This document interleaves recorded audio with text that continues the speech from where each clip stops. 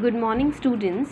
Today we will be dealing with directive principles of state policy from the chapter Rights in the Indian Constitution from the book Indian Constitution at Work. The videos are in continuation with the previous lecture. Okay. So, in the last class, we discussed about National Human Rights Commission and all the fundamental rights which are mentioned in the Constitution. Okay, so now you need to understand that fundamental rights are protected and listed in the Constitution, but we have directive principles of state policy which are there in the Constitution but which are not justiciable, okay, not made legally enforced if our government is not following the guidelines or the policies given under the directive principles of state policy.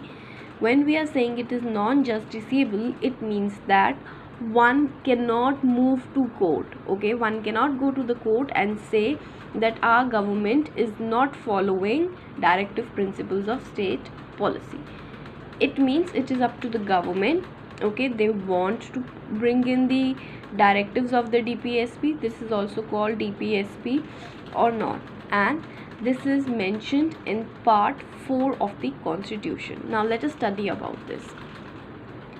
The makers of our Constitution knew that independent India was going to face many challenges. Foremost among these was the challenge to bring about equality and well-being of all citizens. They also thought that certain policy directions was required for handling these problems. At the same time, the Constitution did not want the future government to be bound by certain policy decisions. So the leaders who were making the Constitution, they were quite aware about India, okay, so they were aware that in India there would be a lot of challenge related to equality, okay, because there are so many states and then we have state governments and then there is a relation between the center and the state, so there will be a certain kind of inequality, and to cover up this inequality, to remove this challenge of bringing up equality and well-being of the citizens would be a difficult task, okay. Also the Constitution did not want it at the same time to bound the government with so many policies and decisions that new government को ये करना होगा या वो करना होगा. So the framers of Indian Constitution did not want it to bound or burden the future government by too many and lot many policies, okay. So what was done? Therefore, some guidelines were incorporated in the Constitution, okay, but they were not legally enforced. What was incorporated in the Constitution? Some guidelines, okay, they were incorporated in the Constitution and they were not enforced. कुछ guidelines Constitution में लिख दी गई थी but वो legally enforceable नहीं थी. That means if the government do not wish to follow these guidelines, as citizens you cannot move to the court and say that we want justice, okay. This means that if the government did not implement particular guidelines, we cannot go to the court asking the court to instruct the government to implement that policy, okay. Very clear that if the government is not following this policy, we cannot go to the court and say that government, you need to do these, you need to follow these policy, you need to ask our government to follow these policies. Thus these guidelines are non-justiciable, that is part of the Constitution that cannot be enforced by judiciary. What is non-justiciable? वो part Constitution का, that particular part of the Constitution that cannot be legally enforced, okay. It is up to the wishes of the government. Those who framed our Constitution thought that the moral force behind these guidelines would ensure that the government would take them seriously.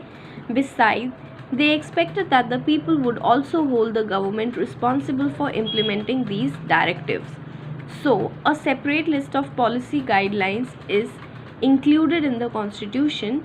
This list of the list of these guidelines is called the directive principles of state policy.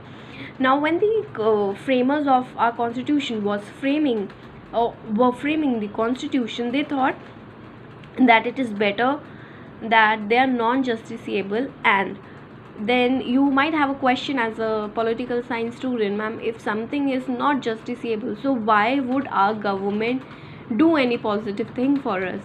So the framers has this basic thing in mind, that if we are not forcing a certain policy, so maybe the moral force behind it will help the government to take certain initiatives. And also, since people in the country are not supposed to take the decisions of the government as it is, they can criticize also, they can make their government accountable also, they can ask certain question also. So this relation between the citizens and the government will make government do certain policies which are mentioned in your directive principles of state policy. Now, what are directive principles of state policy? Basically, there is a list of some policies written there, okay, or guidelines written there, which a government can follow. It is not forcible, first thing. Second thing, if the government is not following these measures, as citizens, you cannot go to the court and say that please ask our government to follow it, okay. So what will make the government follow? The moral force and the relation between the citizen and the government, okay. So in the next video, let us discuss about what do the directive principles contain.